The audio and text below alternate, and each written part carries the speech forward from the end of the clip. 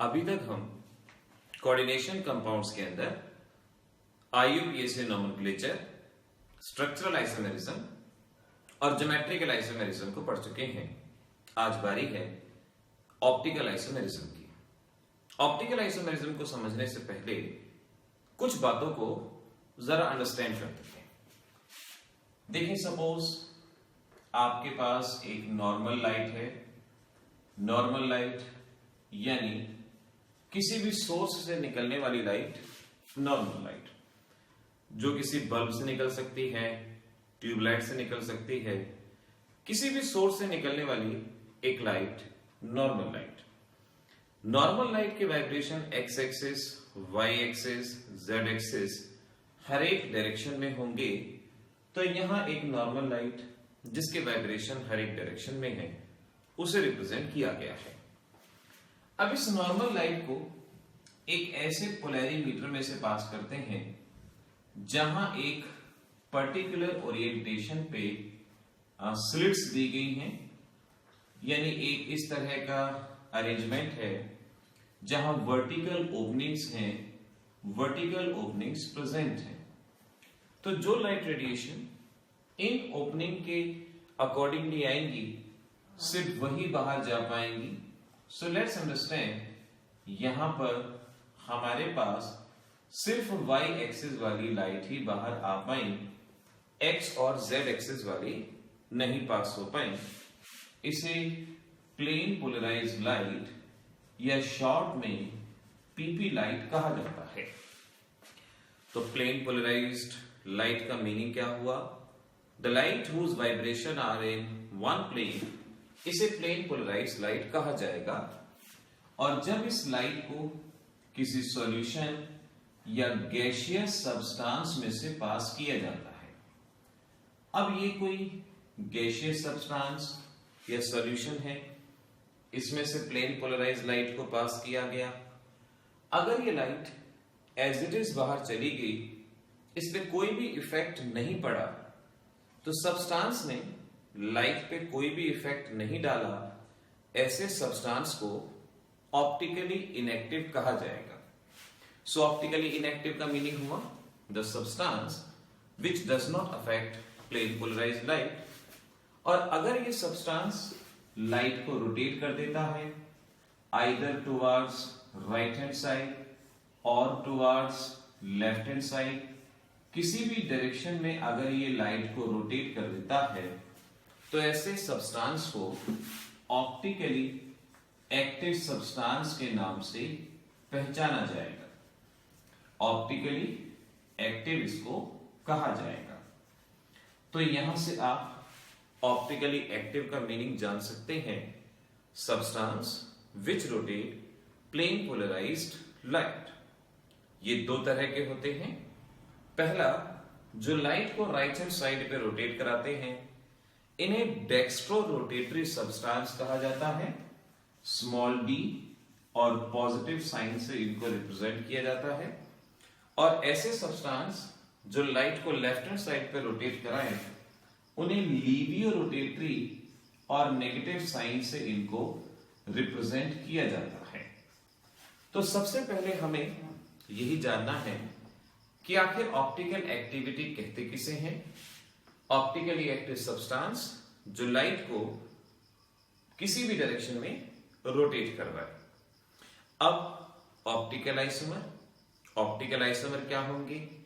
ऐसे कंपाउंड जिनका molecular formula same है, लेकिन जो लाइट को डिफरेंट डायरेक्शन में रोटेट कराते हैं। तो अब यहां से आपको ये डेफिनेशन याद रखनी है। ऑप्टिकल आइसोमर्स, या आप इन्हें एनेंटियोमर्स के नाम से भी जानेंगे, एनेंटियोमर्स कहें या ऑप्टिकल आइसोमर्स। तो डेफिनेशन क्या हुई? Which possess similar molecular formula, जिनका मॉलिक्यूलर फॉर्मूला सेम होता है but rotate plane polarised light in opposite direction. जो प्लेन पोलराइज्ड लाइट को डिफरेंट डायरेक्शन में रोटेट करते हैं, उन्हें ऑप्टिकल आइसोमर कहा जाता है। अब ऑप्टिकल आइसोमर आप किस तरह से बनाएंगे, क्या पहचान है? पहचान मैं बता देता हूं, they are the non superimposable mirror image of each other. Non superimposable mirror image of each other, इस बात को ध्यान रखें। किसी भी कंपाउंड के अगर ऑप्टिकल आइसोमर बनाने हैं तो आपको उसकी मिरर इमेज बनानी है। Mirror image non super imposable होती है। देखिए, अगर हमें एग्जाम के लिए तैयारी करनी है तो आप इन बातों को डायरेक्टली शॉर्ट में भी बड़ी आसानी से कर सकते हैं। यहां मैं नॉन सुपर इम्पोजिबिलिटी के डिटेल कंसेप्ट में नहीं जाऊंगा, कायरलिटी के डिटेल कंसेप्ट में नहीं जाऊंगा, क्योंकि उसमें समय ज्यादा लगेगा। आपको डायरेक्ट शॉर्टकट्स बताऊंगा कि किस तरह से एग्जामिनेशन के लिए इन क्वेश्चंस को आप सॉल्व कर सकते हैं। तो पहला पॉइंट ध्यान रखेंगे आप, अगर कोई भी ज्योमेट्री प्लेनर है वो इस तरह के आइसोमेरिज्म को शो नहीं करेगी। अगर कोई भी ज्योमेट्री प्लेनर का मतलब अगर सभी एटम एक ही प्लेन में प्रेजेंट है। जैसे अगर आपसे पूछें कोई कंपाउंड लीनियर है, क्या उसका ऑप्टिकल आइसोमर बनेगा? अब लीनियर का मतलब हुआ sp हाइब्रिडाइजेशन, और ये एक प्लेनर ज्योमेट्री है, यहां पॉसिबल नहीं होगा। कोई कहे क्या sp2 में होगा? sp2 का मतलब ट्राइगोनल प्लेनर, ये भी प्लेनर है, नहीं होगा। कोई कहे sp3 टेट्राहेड्रल, टेट्राहेड्रल में जरूर हो सकता है क्योंकि ये प्लेनर नहीं है। dsp2 स्क्वायर प्लेनर, नाम में ही प्लेनर है, यहां भी नहीं होगा। तो आपने ध्यान रखना है, अगर कोऑर्डिनेशन नंबर 4 कहा जाए तो याद रखेंगे सिर्फ और सिर्फ sp3 हाइब्रिडाइजेशन यानी टेट्राहेड्रल कॉम्प्लेक्स में ऑप्टिकल आइसोमेरिज्म पॉसिबल है। और वो भी कहां कहां? नंबर 1, ऐसे कंपाउंड जहां सभी लिगेंड्स डिफरेंट हैं। जहां सभी लिगेंड्स डिफरेंट हैं, एक तो यहां पर पॉसिबल है, और दूसरा जहां अनसिमेट्रिकल बाइडेंटेट लिगेंड है, यहां पर ऑप्टिकल आइसोमेरिज्म पॉसिबल होगा। तो दो ही तरह के कंपाउंड आप ध्यान रखें। कोऑर्डिनेशन नंबर 4, इनमें ऑप्टिकल आइसोमेरिज्म होगा। और कैसे बनाएंगे सीखिए। सपोज आपके पास ये कंपाउंड है, इसको आप डायरेक्ट इस तरह से फॉर्मूले में लिखें, चाहे तो टेट्राहेड्रल ज्योमेट्री में भी लिखें, कोई प्रॉब्लम नहीं है, अदरवाइज 4 वैसे लिखें। अब इसको ऑप्टिकल आइसोमर बनाना है। सोचिए बीच में मिरर पड़ा है और इसकी इमेज बना डालिए, और इमेज का मतलब ये हुआ कुछ ऐसे, ये C इस तरफ आएगा, A इधर आएगा, D इधर आएगा, B इधर आएगा। तो इस सब्सटेंस की मिरर इमेज दूसरा ऑप्टिकल आइसोमर कहलाया जाएगा। पहला ये, दूसरा ये, मिरर को यहां से हटा दिया जाएगा और इस तरह से दोनों आइसोमर बनेंगे। सपोज ये हमारे पास निकल है, यहां पर हमारे पास क्लोरीन है, अमोनिया है, ब्रोमीन है, आयोडीन है। इसका कहें कि ऑप्टिकल आइसोमर बनाओ, तो इन द सेम मैनर जैसा कि अभी आपको सिखाया गया, आप इस तरह से ऑप्टिकल आइसोमर बना पाएंगे। सिंपली इसकी मिरर इमेज ड्रॉ करनी है। तो ऐसे ये कोऑर्डिनेशन नंबर 4 में। अब यहां अगर अनसिमेट्रिकल बाइडेंटेट लिगेंड है तो देखिए किस तरह से करना है। ये है मेटल और ये है हमारे पास unsymmetrical. A B unsymmetrical bidentate ligand कहा जाएगा। लेट ए एंड बी इस तरह से ये अनसिमेट्रिकल बाइडेंटेट, इसकी आप सीधा सा मिरर इमेज बना डालेंगे जैसा कि मैंने अभी सिखाया, यानी ये इधर ही आ जाएगा इस तरीके से, ये वाला इधर चला जाएगा और ये बनेगा इसका ऑप्टिकल आइसोमर। ध्यान रखिए अनसिमेट्रिकल बाइडेंटेट लिगेंड कौन कौन से थे। ग्लाइसिनेटो एक आपका एग्जांपल बता रखा है, उस एग्जाम्पल को यहां पर ध्यान रखिएगा। इस तरीके से कोऑर्डिनेशन नंबर 4। ऐसे ही कोऑर्डिनेशन नंबर 6 में आपको ध्यान रखना होगा। कोऑर्डिनेशन नंबर 6 चाहे sp3d2 हो चाहे d2sp3, दोनों ही हाइब्रिडाइजेशन में इस तरह का आइसोमेरिज्म पॉसिबल होगा, दोनों में ही होगा। अब कौन कौन से कंपाउंड वो आपको याद रखने हैं। पहला, अगर सभी लिगेंड्स डिफरेंट हैं, ये शो करेगा। आप सभी लिगेंड्स डिफरेंट की शेप बना के उसकी मिरर इमेज बना देंगे। अब याद होना चाहिए कैसे बनाएंगे। अगर sp3d2 है तो हमें ध्यान रहे ऑक्टाहेड्रल ज्योमेट्री, इन लिगेंड्स को इन पोजीशन पे लगाएंगे और फिर उसकी मिरर इमेज बनाएंगे। इस तरह से आप इसका ऑप्टिकल आइसोमर बना पाएंगे। या cis form of Na2B2C2। Trans isomer के अंदर हमेशा कोई ना कोई प्लेन ऑफ सिमेट्री होगा, तो ट्रांस आइसोमर कभी भी ऑप्टिकल आइसोमेरिज्म नहीं शो करेगा।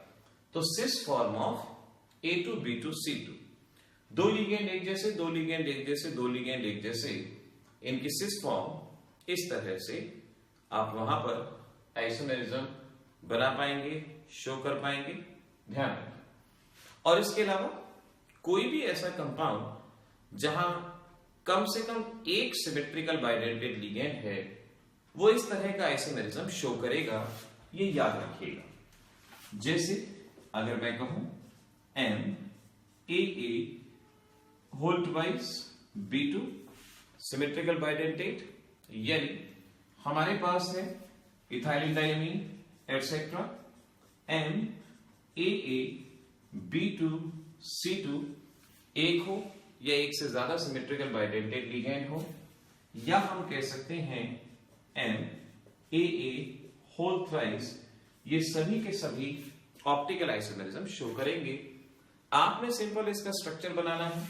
जैसे मैं लास्ट वाले का ही स्ट्रक्चर कहूं कि अगर सपोज हमारे पास ऐसी ज्योमेट्री ये है इस तरह से, नाउ वी कैन अंडरस्टैंड तीन बाइडेंटेट, ये हुआ और इधर से ये हुआ, इस तरह से तीनों बाइडेंटेट अटैच किए। बस फिर इसकी मिरर इमेज आपको ड्रॉ करनी है। मिरर इमेज बनाने के लिए ऐसे हमने लिखा इस तरह से, ये A और A इधर, A और A इधर, एंड सो ऑन। बाकी इमेज इस तरह से यहां बन जाएगी। बाकी में भी ऐसे ही A2 दो बाइडेंटेट लगा दिए, बाकी B2 लगा दिए। ऐसे आप डिफरेंट आइसोमर्स को बना सकते हैं। एग्जामिनेशन में आता है प्लेटिनम EnCl2 Br2। अब इसी तरह से इसको रिजेंबल करता हुआ हो गया। ऐसे ही आपसे कह सकते हैं platinum En whole twice Cl2, यहां भी बाइडेंटेड लिगेंड है। तो इस तरीके से आप यहां डिफरेंट टाइप के कंपाउंड जान के और उनकी मिरर इमेज बना के बहुत आसानी से ऑप्टिकल आइसोमर्स को बना सकते हैं और इस टॉपिक को बहुत इजीली फिनिश कर सकते हैं। देखें, इस चैप्टर के अंदर इंपॉर्टेंट मार्क करना कई बार मुश्किल होता है क्योंकि कंसेप्ट बेस्ड क्वेश्चन आता है। नॉमेनक्लेचर में से कहीं भी दिया जा सकता है। आइसोमर्स में कोई भी आपको फार्मूला दे देंगे, कहेंगे बनाओ इसका आइसोमर। ऑप्टिकल आइसोमर में इनमें से कोई भी कंपाउंड का फार्मूला दिया जा सकता है, कोई भी मेटल, कोई भी लिगेंड, बस आपको उसका मेथड आना चाहिए। बेसिक्स अच्छे से जान लीजिए, बाकी सारी चीजें अपने आप बेटर से बेस्ट होती जाएंगी। ध्यान रखिए। तो देखिए, कोई भी प्रॉब्लम आए आप नीचे कमेंट सेक्शन में उसको लिखिएगा। पिछले जितने भी वीडियो लेक्चर्स रहे हैं उनका लिंक भी हम कमेंट सेक्शन में देंगे, वहां से उनको बार बार रिवाइज कीजिए, शॉर्ट नोट्स बनाइए और देखते रहिए यही चैनल। फिर मिलेंगे और नए वीडियो लेक्चर्स के साथ।